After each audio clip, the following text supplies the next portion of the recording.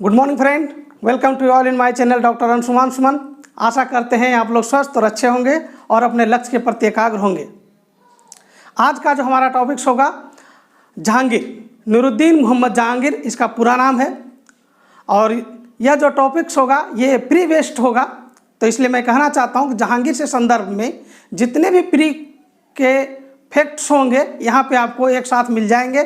किसी भी प्रकार का कंपटीशन हो, यहाँ से एक भी प्रश्न नहीं छूटेंगे। आप इस वीडियो को बहुत ही एकाग्रता के साथ देखें, बहुत ही आनंद आएगा और सारे तथ्य यहाँ पे क्लियर हो जाएंगे। चलिए, तो जहांगीर के बारे में जानने से के लिए सबसे पहले हम लोग उनके व्यक्तिगत जीवन को जानें। व्यक्तिगत जीवन में आप देखिए, उनका जन्म हुआ 1569 ईस्वी में। शेख सलीम चिश्ती के घर पे हुआ था। कहाँ पे? फतेहपुर सिकरी। फतेहपुर सिकरी कहाँ है? आगरा में है। ठीक है। और आपको बता दें कि जहांगीर का जो जन्म हुआ था वो शेख सलीम चिश्ती के आशीर्वाद से ही हुआ था, ऐसा माना जाता है। ऐसा अकबर मानता है कि अकबर को पुत्र रत्न की प्राप्ति नहीं हो रहा था, उन्होंने शेख सलीम चिश्ती से आशीर्वाद लिया था और वही बालक जो है जहांगीर, जिसका बचपन का नाम सलीम था, सलीम का जन्म हुआ। इसीलिए कह सकते हैं कि शेख सलीम चिश्ती के आशीर्वाद से जब इस पुत्र को जन्म हुआ था, इसीलिए इसका नाम जो बचपन का नाम था सलीम था। ठीक है। बचपन में अकबर प्यार से उसको शेखू बाबा भी बोलते थे, तो बचपन का 2 नाम हो गया। उसकी माता का नाम था मरियम उज्जमानी। ठीक है, मरियम उज्जमानी। ठीक है, राजपूतानी थी। ठीक है। तो इस प्रकार से आप जान गए कि जहांगीर का जन्म जो हुआ था वो एक राजपूतानी महारानी के कोख से हुआ था। ठीक है। अब जानिए कि ये जो जहांगीर थे लगभग 22 शादियाँ किए थे। 22 शादियों में जो 22वां शादी था वो बहुत ही महत्वपूर्ण था। वो इसलिए महत्वपूर्ण था कि 22वां शादी नूरजहाँ के साथ हुआ था। विस्तार से इसकी चर्चा हम आगे करेंगे। मुख्य रानियां में मानबाई, जोधाबाई, नूरजहाँ। ठीक है। अब देखेंगे कि जहांगीर के जो भाई थे वो 2 भाई थे, एक दानियाल था और दूसरा मुराद था। जहांगीर के ये दोनों भाई अकबर के शासनकाल में ही मर गए थे। इसीलिए कालांतर में ऐसा हुआ कि जब जहांगीर का राज्यारोहण का प्रश्न आया तो किसी भी प्रकार का विवाद उत्पन्न नहीं हुआ, क्योंकि इनके दोनों दावेदार अकबर के शासनकाल में ही मर गया था। चलिए, जहांगीर के हम भाई के बारे में जाने, पिता माता के बारे में जाने। अब उनके पुत्रों को जानते हैं। कुल 5 पुत्र थे। कितने? कुल 5 पुत्र। नाम देखिए, पहला था खुसरो खां, दूसरा था परवेज और तीसरा था खुर्रम। खुर्रम को ही शाहजहां कहते हैं, अर्थात यही तीसरा जो खुर्रम है अगला बादशाह बनेगा। चौथा था शहरयार और 5वां था जहांदर। यहाँ मैं आपको कॉन्सेप्ट बताऊंगा। ये जो 5 आप देख रहे हैं, पाँचों का अलग अलग समर्थक थे, जो चाहता था कि कालांतर में जो है जहांगीर के बाद वो अगला बादशाह बने। जैसे कि खुसरो का समर्थक गुरु अर्जुन देव था। तो यहाँ से बहुत सारे प्रश्न पूछे जाते हैं कि गुरु अर्जुन देव को फांसी किसने चढ़ाया, किसने दिया। बहुत बार, कई बार पूछे गए हैं, तो आप नोट कर लीजिए। यहाँ बहुत आसानी से आप सीखें कि खुसरो का समर्थन कौन करता था? गुरु अर्जुन देव करता था। और खुसरो जब विद्रोह किया तो अर्जुन देव ने क्या किया? उसका सहायता किया। किसके अगेंस्ट में? जहांगीर के अगेंस्ट में। ये खुसरो था, अपने पिता के अगेंस्ट में ही विद्रोह किया था। और जब कोई विद्रोह को कोई समर्थन करेगा तो स्वाभाविक बात है वो उसको गुस्सा आएगा। इसी एवज में गुरु अर्जुन देव की जो है फांसी चढ़ाकर हत्या जहांगीर ने किया था। कॉन्सेप्ट क्लियर हुआ? दूसरा था परवेज। परवेज जो था, परवेज का जो समर्थक था वो महावत खां था। ये मुख्य सेनापति था जहांगीर का। ये बहुत ही शक्तिशाली था। आगे चल कर के हम बताएंगे किस प्रकार से महावत खां जहांगीर, नूरजहाँ और नूरजहाँ के भाई आसफ खां को भी कैद कर लिया था, यही महावत खां। आगे हम पढ़ेंगे।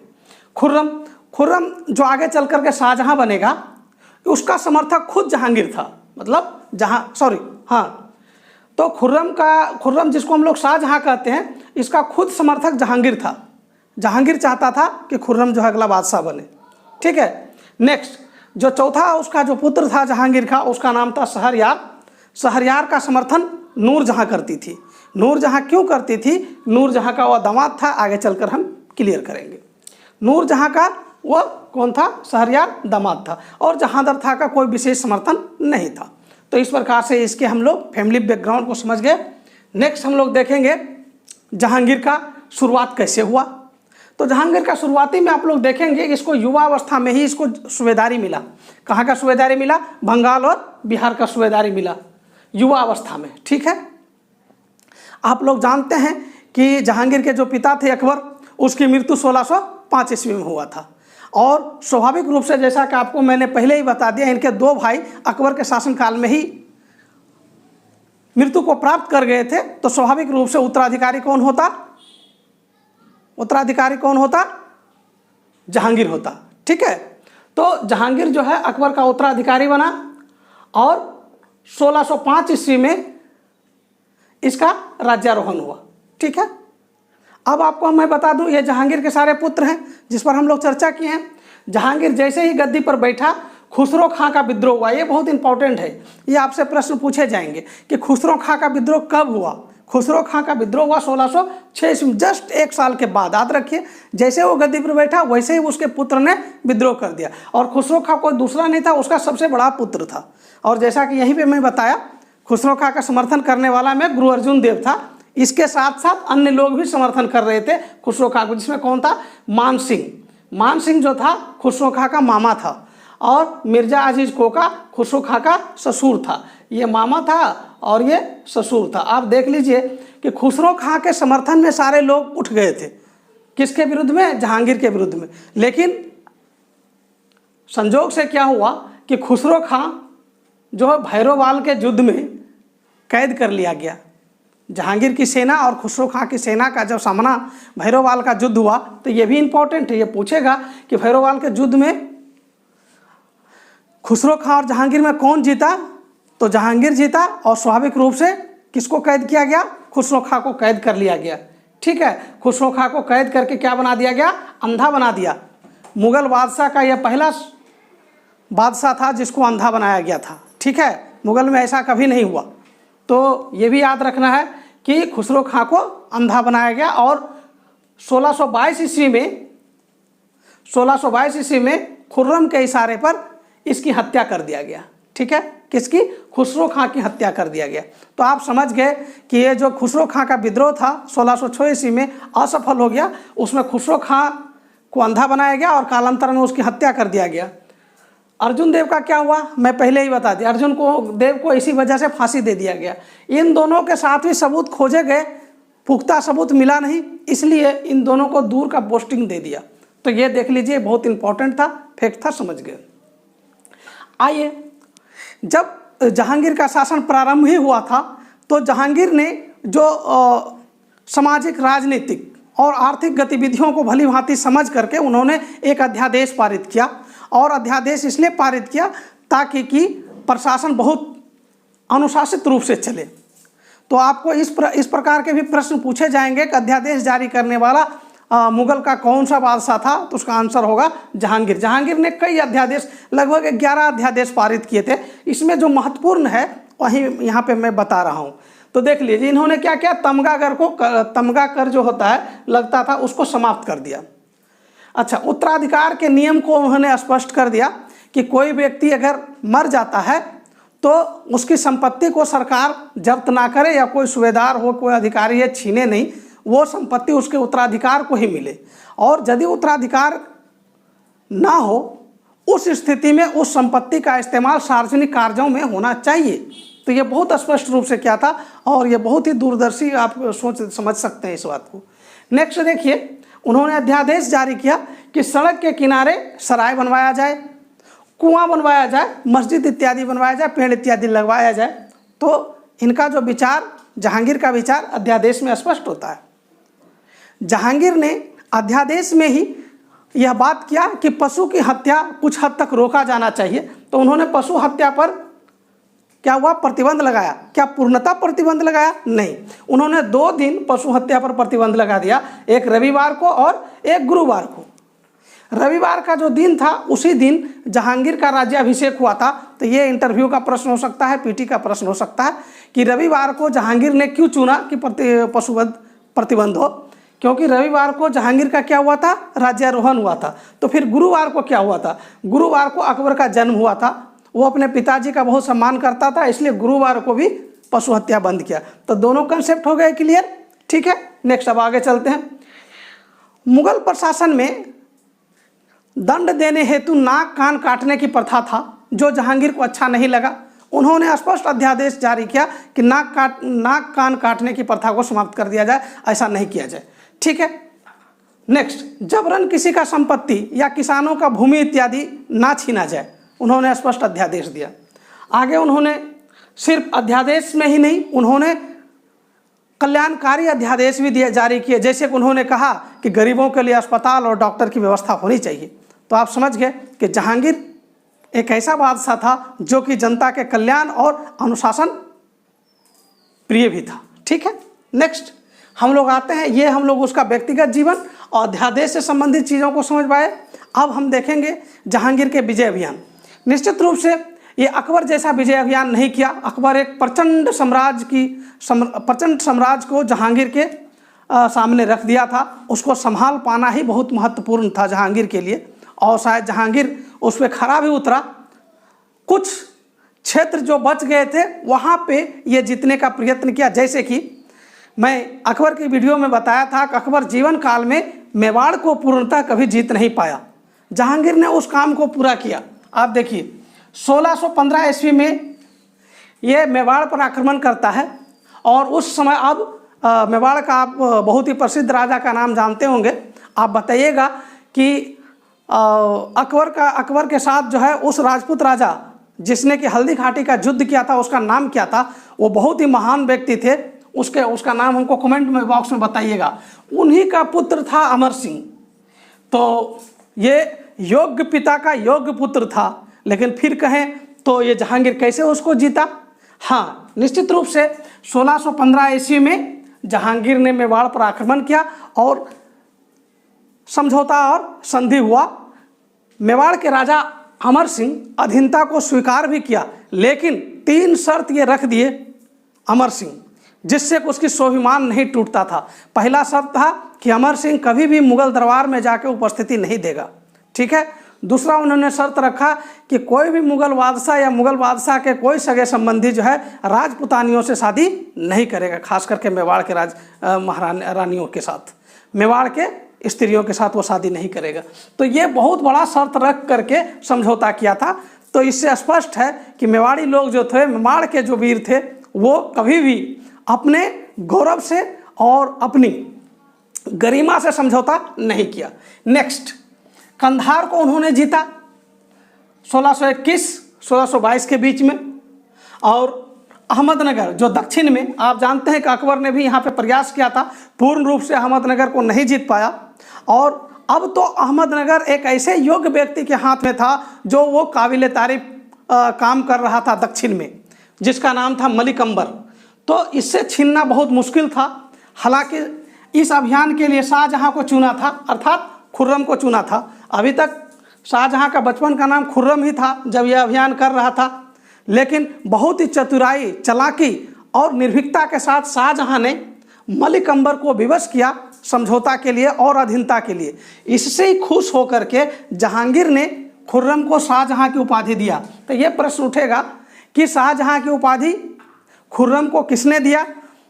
तो इसका सीधा आंसर है उसके पिताजी जहांगीर ने दिया। कब दिया? तो अहमदनगर के अभियान में दिया। ठीक है, अहमदनगर का जब उन्होंने सफल अभियान किया तब उनको शाहजहाँ की उपाधि दिया। थोड़ा अहमदनगर पर बात कर लें तो अहमदनगर जो था एक योग्य व्यक्ति के हाथ में था, जिसका नाम था मलिक अंबर। आप लोग को ये भी प्रश्न पूछे जा सकते हैं कि दक्षिण का टोडरमल किसे कहा जाता है? टोडरमल भूमि सुधार के लिए प्रसिद्ध हुआ, उसी प्रकार से दक्षिण में मलिक अंबर भूमि सुधार के लिए प्रसिद्ध हुआ। ठीक है, तो उससे उसकी तुलना किया जा सकता है। ये मलिक अंबर कौन था? मलिक अंबर एक अबसिनियाई दास था। ठीक है, अबसिनियाई दास था। कुशल नेतृत्व का क्षमता उनके पास था और गुरिल्ला वार का पूरा समझ मलिक अंबर के पास था। ठीक है, तो ये मलिक अंबर के बारे में शॉर्ट इन्फॉर्मेशन था। यहाँ से प्रश्न पूछे जाते हैं मलिक अंबर के बारे में। तो मलिक अंबर का तुलना मैंने कर दिया टोडरमल से। मलिक अंबर कहाँ का था? अबसिनिया का था। कौन था? कुशल नेतृत्व करता था और गुरिल्ला वार को भली भांति समझता था। तो ये इसके विजय अभियान थे। और अब जो हम लोग देखेंगे और पढ़ेंगे, जहांगीर का जो मुख्य पाठ है प्रशासन का, मुख्य धुरी प्रशासन का, जो कालांतर में बन जाती है कौन, नूरजहां, उसके बारे में थोड़ा पढ़ेंगे। तो नूरजहां के बारे में थोड़ा सा मैं ब्रीफ कर दूं। नूरजहां का बचपन का नाम मेहरुनिसा था, बचपन का नाम मेहरुनिसा था। इसके पिताजी एवं माताजी ईरानी था। पिताजी का नाम एतमाउद्दौला और माता का नाम अस्मत बेगम था। इनकी ही माता अस्मत बेगम ने इत्र बनाने की कला को सीखा था और बाकी लोगों को सिखाया था। ये प्रश्न बार बार पूछते हैं कि इत्र बनाने की कला किसने सिखाई, तो अस्मत बेगम ने सिखाया। अस्मत बेगम कौन था, नूरजहां की माता था। नूरजहां का जो भाई था उसका नाम था आसफ खां। अब नूरजहां के परिवार के बारे में बात किए तो नूरजहां के बारे थोड़ा उनके शादी के बारे में भी चर्चा करते हैं। नूरजहां की जो पहली शादी हुआ था वो जहांगीर के साथ नहीं हुआ था। नूरजहां की पहली शादी जो हुआ था मुर्शिद कुली खां के, अली कुली बेग के साथ हुआ था। किसके साथ हुआ था, अली कुली बेग के साथ हुआ था। अली कुली बेग को बंगाल का जो बर्दमान का इलाका है उसकी जागीरदारी दिया गया था और उसकी हत्या के पीछे कई कयास इतिहासकारों द्वारा लगाया जाता है कि शायद पहले से ही जहांगीर का इच्छा था नूरजहां से शादी करने के लिए, लेकिन वो कर नहीं पाया क्योंकि उस समय उसकी शादी तय हो चुका था अली कुली बेग के साथ। और कुछ इतिहासकार ये मानते हैं कि अली कुली बेग जो है शाही आदेश को सही से इम्प्लीमेंट नहीं किया था, इसलिए जो है बंगाल का गवर्नर कुतुबुद्दीन को भेजा गया अली कुली बेग को समझाने के लिए और उसको दरबार में पेश करने के लिए। वहाँ पे कुतुबुद्दीन पर जानलेवा हमला अली कुली बेग करता है और कुतुबुद्दीन का आदमी अली कुली बेग का हत्या कर देता है। तो ये सारी तमाम बातें हैं। मोटा तौर पर हम यह कहें कि जो जिससे नूरजहां की पहली शादी हुआ था अर्थात अली कुली बेग की हत्या बंगाल में हो जाता है। उसके बाद नूरजहां को दिल्ली दरबार अर्थात मुगल हरम में लाया जाता है और वहाँ पे सलीमा जो कि अकबर की विधवा है उसकी देखरेख के लिए रख देता है। नवरोज के त्यौहार में जहांगीर मेहरुनिसा अर्थात नूरजहां को देखता है और उसके रूप से मोहित हो जाता है और फिर वो 1611 ईस्वी में मेहरुनिसा से शादी कर लेता है। और मेहरुनिसा से शादी करने के बाद उसको दो उपाधि देता है, एक तो नूर महल और दूसरा नूरजहां। तो आप जान गए कि नूरजहां जो था वही मेहरुनिसा था और नूरजहां को ही क्या कहते हैं, नूर महल भी कहते हैं। अब उसका इतिहास ये शुरू होता है कि 1611 ईस्वी में जहांगीर जैसे ही उसको शादी करता है 1613 ईस्वी में वो प्रधान मल्लिका का दर्जा उसको मिल जाता है, अर्थात बादशाह का जो सबसे हेड रानी होगा उसका दर्जा उसको मात्र 2 साल के अंदर मिल जाता है। इस प्रकार से नूरजहां काफ़ी शक्तिशाली हो जाता है।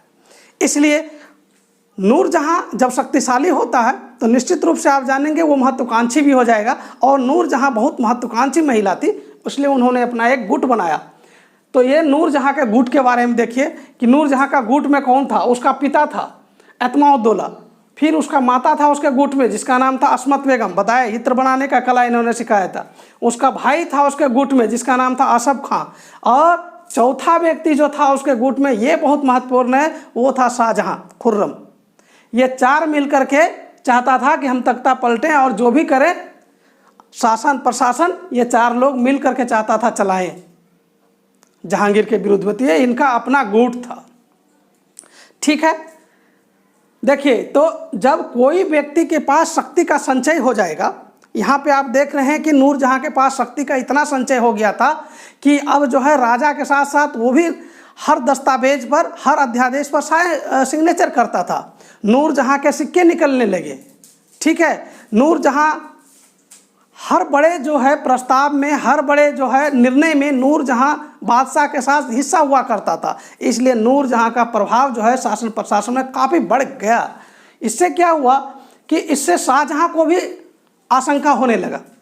स्वाभाविक बात है क्योंकि जहांगीर तो शाहजहां को समर्थन करता था, आगे चल करके शाहजहां बादशाह बनेगा, लेकिन अब नूरजहां से शाहजहां खुद आशंकित होने लगा। इसलिए शाहजहां ने ही विद्रोह कर दिया। क्यों विद्रोह किया? क्योंकि नूरजहां के महत्वाकांक्षा से ये पीड़ित हो गया और ये क्या विद्रोह कर दिया। कब? 1623 ईस्वी में किया। 1623 ईस्वी में शाहजहां का विद्रोह बहुत ही कठोर विद्रोह था। लगभग 3 साल तक ये विद्रोह चला, 1623 से 1626 ईस्वी तक।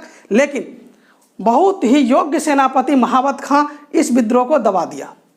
ठीक है, जब इस विद्रोह को महावत खां दबा दिया, तब फिर देखिए, फिर नूरजहां चूंकि महत्वाकांक्षी लेडी थी, अब उसके नज़र में महावत खां का टकने लगा कि महावत खां के पास ज़्यादा शक्ति हो जाएगा तो महावत खां भी हमारे शासन में अड़ंगा लगाएंगे, या तो हमारे साम्राज्य के लिए क्या होगा, चुनौती हो जाएगा। तो नूरजहां ने क्या किया, अब महावत खां को अपमानित करना प्रारंभ किया।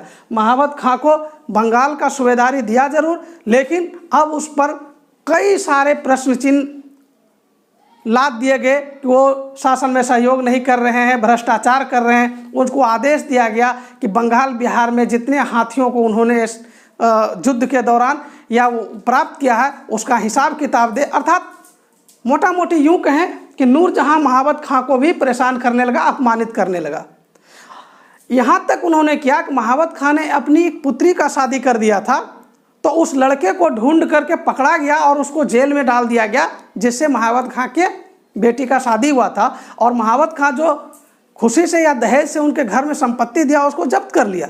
तो आप समझ सकते हैं महावत खां के मन पर क्या चलता होगा। इसीलिए महावत खां से जब नहीं रहा गया, अपमान नहीं सहन हुआ, तो इन्होंने 1626 ईस्वी में विद्रोह कर दिया। महावत खां का विद्रोह और भी क्रिटिकल था। यह इसलिए क्रिटिकल था, जब जहांगीर काबुल की तरफ जा रहा था, उस समय इन्होंने जहांगीर को ही कैद कर लिया। और जहांगीर को कैद से छुड़ाने के लिए जब नूरजहां और इसका भाई कौन, आसफ खां, जब प्रयास किया तो नूरजहां और आसफ खां को भी कैद कर लिया। महावत खां बहुत ही शक्तिशाली सेनापति था। इस परिस्थिति में बहुत ही कूटनीति से नूरजहां ने काम लिया और महावत खां से मुक्ति को प्राप्त किया। अब महावत खां से जैसे ही जहांगीर, नूरजहां और आसफ खां मुक्ति प्राप्त किया, तो महावत खां, स्वाभाविक बात था कि वो बादशाह है, तो अब तो उसको पनिशमेंट जरूर देता। तो वो डर कर वो थट्टा की तरफ भागा और वो दक्षिण में आकर के शाहजहां के पास शरण लिया। कौन? महावत खां। तो 2 महत्वपूर्ण विद्रोह के बारे में हम यहाँ चर्चा किए, एक तो शाहजहां का विद्रोह और दूसरा महावत खां का विद्रोह। ये जहांगीर के समय में हुआ। 1606 में एक विद्रोह की बात किए थे, खुसरो खां का विद्रोह। तो कुल विद्रोह हम लोग 3 देखे और तीनों का हम कंसेप्ट समझ गए। कुछ महत्वपूर्ण बात और भी पढ़ेंगे जहांगीर के बारे में। तो देखिए, अब जहांगीर 1626 ईस्वी में महावत खां का विद्रोह हुआ था। 1627 ईस्वी में जहांगीर की मृत्यु हो गया। ये पूछेगा कि जहांगीर की मृत्यु कब हुआ, तो 1627 में हुआ। कहाँ हुआ? तो भीमबार नामक स्थान में हुआ। ये भीमबार नामक स्थान कहाँ है? कश्मीर में है। ठीक है, यहाँ से भीमबार से जो है जहांगीर के शव को शहादरा ले जाया गया और शहादरा में इसको दफना दिया गया। ठीक है, ये भी प्रश्न पूछे जाते हैं कि जहांगीर की कब्र का निर्माण किसने किया। तो स्वाभाविक बात है, उसकी जो प्रधान पत्नी कौन थी, कौन बन गई है? नूरजहां। नूरजहां ने जहांगीर के कब्र को बनाया। तो यहाँ पे इसके साथ अटैच करके एक कंसेप्ट और भी पढ़ सकते हैं। नूरजहां ने 2 कब्र बनवाए, एक तो अपने पिता के कब्र बनवाए इत्माउद्दौला का, और दूसरा जहांगीर का। ठीक है, जहांगीर को ये पूछा जाता है जहांगीर को दफनाया कहाँ गया, तो शहादरा में दफनाया गया। ठीक है, चलिए, यहाँ से बहुत प्रश्न पूछे जाते हैं कि तुजुके जहांगीरी क्या है। तो तुजुके जहांगीरी जो है जहांगीर की आत्मकथा है।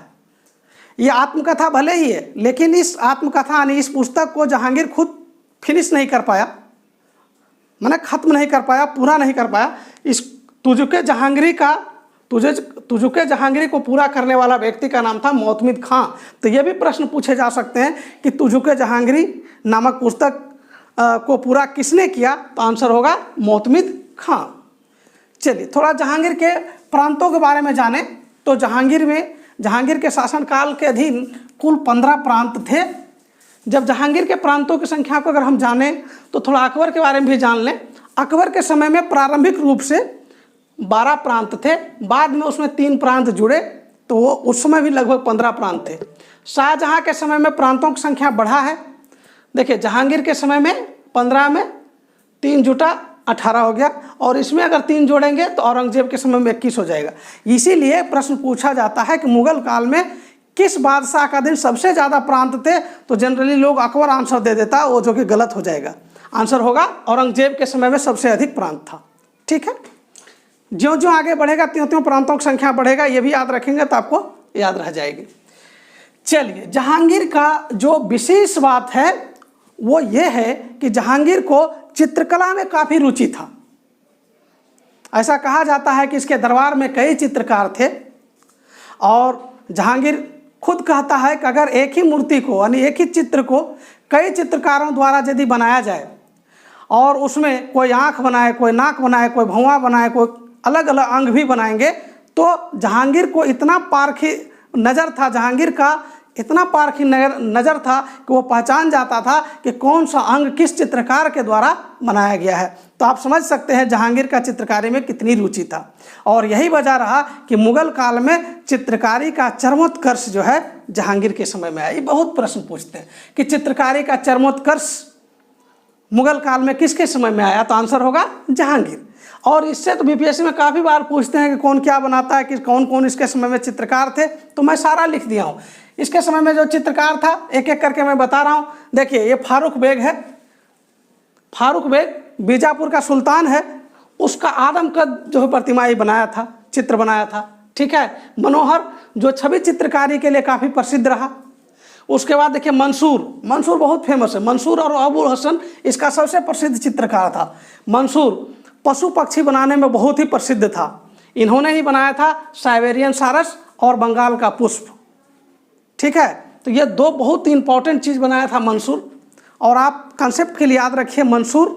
ठीक है, मंसूर जो है पशु पक्षी का बहुत बड़ा चित्रकार था, और ये अबुल हसन जो था ये व्यक्ति चित्र का लिए बहुत प्रसिद्ध था। अगर आप लोग किसी को यदि इंटरेस्ट, अगर तुजुके जहांगीरी पुस्तक आप देखते हैं, तुजुके जहांगीरी का जो मुख्य पृष्ठ है ना, वहाँ पे जो चित्र है वो इसका बनाया हुआ है, अबुल हसन का बनाया हुआ है। ठीक है, नेक्स्ट आप देखिए, इसके समय में एक मिस्किन नामक चित्रकार था। इसके चित्रों पर यूरोपीय प्रभाव दिखता है। तो चित्रकारी से संबंधित सारी बातों को मैं रख दिया, और हमको आशा है कि आप लोग समझे होंगे। चलिए, इसके समय में यहाँ से इस टॉपिक से भी काफ़ी प्रश्न पूछे जाते हैं कि कौन कौन सा यूरोपीय यात्री इसके समय में आया। तो जहांगीर के समय में सबसे पहला यूरोपीय यात्री आने वाला जो था उसका नाम था विलियम हॉकिंस। विलियम हॉकिंस आया था 1608 ईस्वी में। विलियम हॉकिंस जो आया था वो जेम्स प्रथम, जो इंग्लैंड के उस समय राजा हुआ करता था, उनका पत्र लेकर आया था। और वो पत्र जहांगीर के लिए नहीं लिखा था, वो पत्र तो वो अकबर के लिए लिखा था। चूँकि अकबर का मृत्यु 1605 ईस्वी में हो जाता है, तो वही पत्र लेकर के वो जहांगीर के दरबार में पहुंचता है और आशा करता है, वो मांगता है कि हमको उचित सम्मान मिला जाए, क्योंकि हम रिप्रेजेंटेटिव हैं जेम्स प्रथम का। इसको 400 का मनसब भी मिलता है। लेकिन चूँकि आप लोग जानते हैं कि भारत में सबसे पहले जो यूरोपीय लोग आए वो पुर्तगाली लोग आए। पुर्तगाली काफ़ी स्ट्रॉन्ग हो चुके थे उस समय, तो पुर्तगाली ने काफ़ी विरोध किया। इसलिए हॉकिंस को जो मनसबदारी भी मिला था उसका भी विशेषाधिकार वो इस्तेमाल नहीं कर पाया पुर्तगालियों के विरोध की वजह से। ठीक है, उसके बाद इसी के समय में आया एडवर्ड टेरी नामक व्यक्ति, यूरोपीय यात्री था, और सर टॉमस रो, ये बहुत प्रसिद्ध है। तो ये तीनों के बारे में पूछता है कि सर टॉमस रो किसके समय में आया, जहांगीर के समय में आया। हॉकिंस किसके समय में आया, जहांगीर के समय में आया। कब आया, 1608 ईस्वी में हॉकिंस आया, और टॉमस रो कब आया, 1615 ईस्वी में आया। ठीक है, चलिए, जहांगीर जिस प्रकार से चित्रकारी के लिए बहुत प्रसिद्ध हुआ, उसी प्रकार से जहांगीर न्याय के लिए भी प्रसिद्ध हुआ। जहांगीर को न्याय की मूर्ति के रूप में देखा जाता है। जहांगीर जो है सोने का जंजीर और घंटा अपने राजमहल के दीवारों में टांग दिया था, और उसका कहना था कि चाहे वो रात हो कि दिन हो, कि कोई भी समय हो, यदि किन्हीं को न्याय मांगना है तो वो घंटा बजा सकता है। राजा निकलकर, सम्राट निकलकर, बादशाह निकलकर जो है न्याय को देगा। ठीक है, तो न्याय व्यवस्था के लिए काफ़ी प्रसिद्ध, या यूँ कहें कि कौन सा मुगल बादशाह सबसे ज़्यादा न्यायप्रिय था, तो उसका सीधा आंसर होगा जहांगीर। सबसे न्यायप्रिय जहांगीर होगा। ठीक है, आपको मैं मनसबदारी के वीडियो में भी बताया था कि जहांगीर ने भी मनसबदारी में कुछ सुधार किए थे। तो यहाँ पे भी मैं आपको बता दे रहा हूँ कि मनसबदारी में जो है सुधार किए थे, वो लाया था एक नया कंसेप्ट, 2 स्पा और सिंह स्पा। 2 अश्वा का अर्थ है घोड़ों की संख्या 2 गुना और सिंह अश्वा का अर्थ है घोड़ों की संख्या 3 गुना। ठीक है, जहांगीर ने जो सिक्का चलाया था उसका नाम था निसार, ये भी इंपॉर्टेंट याद रखिएगा। सिक्का उनका, उस सिक्का का नाम क्या था? निसार। और जहांगीर का जो राजकवि था उसका नाम था निशापुर का नासिर, अर्थात उसका राजकवि का नाम था नासिर। और जहांगीर पहला मुगल बादशाह था जिन्होंने रक्षाबंधन मनाया था। ठीक है, इस प्रकार से हमने जहांगीर के बारे में सारे तथ्यों को आपके सामने रखा। मुझे आशा नहीं, पूरा विश्वास है कि यदि आपने पूरा वीडियो को देखा होगा तो बहुत अच्छा लगा होगा। इसी तरह मेरे साथ जुड़े रहिए। आज भर के लिए बस इतना सा ही। Thank you very much.